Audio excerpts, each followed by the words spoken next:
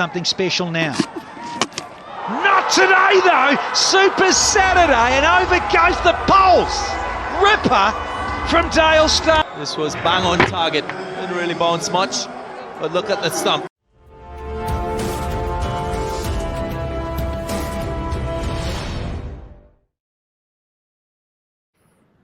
Danny, from Super Saturday to Fantastic Friday, that is today. But what made Dale Steyn just such a special bowler across all formats that he played?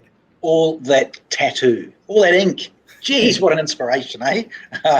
On a serious note, another top quality, world-class South African, another one who's a very good thinker and very determined. And you could see from an early age that he had a little bit of help from the great Alan Donald, and about the rhythm and the balance that he brings to the crease when he lets the ball go is phenomenal. So he rates as one of the greats of all time. Strike rate, phenomenal in Test cricket.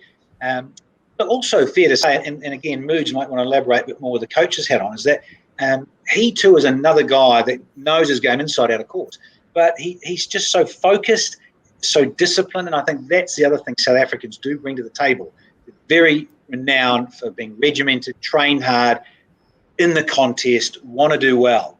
And I think it also says on the other side of the coin, sure, we're going to see highlights and great clips, but he also got taken down a little bit, because I think in T20 he was so good in Test cricket and 50-over cricket, you become a little bit too mechanical. I think if there's any criticism for the legend that is Dale Steyn, sometimes he would disappear a bit, and of course pace can disappear. And I'm being only very critical, only because Moods and I have seen so much cricket of franchise. And Moods was in the Combox a lot in 2012 in the IPL between coaching gigs. And Moods was there too. And we were at Chinnaswamy. And A.B. de Villiers took down Dale Steyn. And he took him down like for 23 and 1 over, and then did it again in another season. I've seen Dale disappear, but that's no fault in a way. It just shows you when you've got pace and you swing it a little bit out to right-handers, in this modern game, you can disappear. So I love Dale Steyn at my side. I pick him at my side in his pomp because he swung the ball, a new ball, a little bit, and he was also at the wicket side, at the stumps. He tended to do that, hit the top of off, and nick you out early. But again, such a class act. But again, it goes to show you, who's a great bowler, can disappear as well. Tom, what do you reckon? Oh, look, his great skill was pace. Firstly, he was very quick in his prime. His second great skill was the swung the new ball. So in the power play overs, he was deadly. He could beat you on the outside edge or on the inside edge. That one on the inside edge, that just falling off the seam and coming in and hitting leg stump.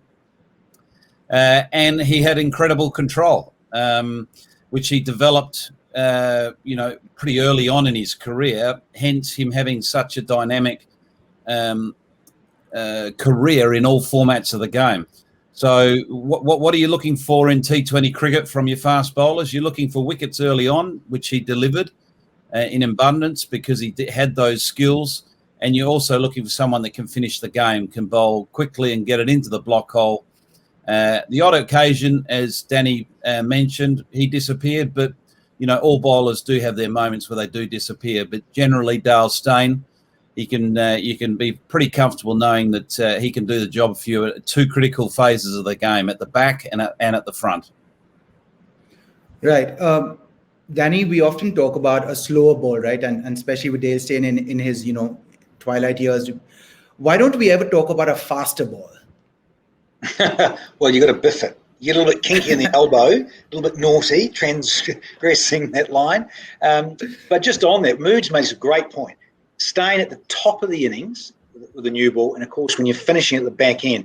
And the points I made about there, which you've actually raised, Carter's, perhaps the slower ball wasn't quite enough in Dale's forte, enough slower balls, and hence when he got taken down a bit was in the middle stages when a captain wanted him to come back in the middle and say, look, D, come back for just an over or two. Let's use up an over in that middle stage. And often it wouldn't work. But then again, I'm being picky. It didn't work for a lot of champion quicks. Out-and-out quicker balls, well, I think, the classic one we go to is Lathith Malinga. The changes of gear, I think, were more noticeable with someone like that. that deceptive quicker one, Slingy. And the other one I'll throw into the mix now too is the Aussie Sean Tate. Quick a lot of the time, but all of a sudden he'd just step it up another gear and find a little bit extra, and suddenly going from, say, 155, you go to 160, and you knew that it was that extra one, particularly when it was tailing in and ripping the stump out.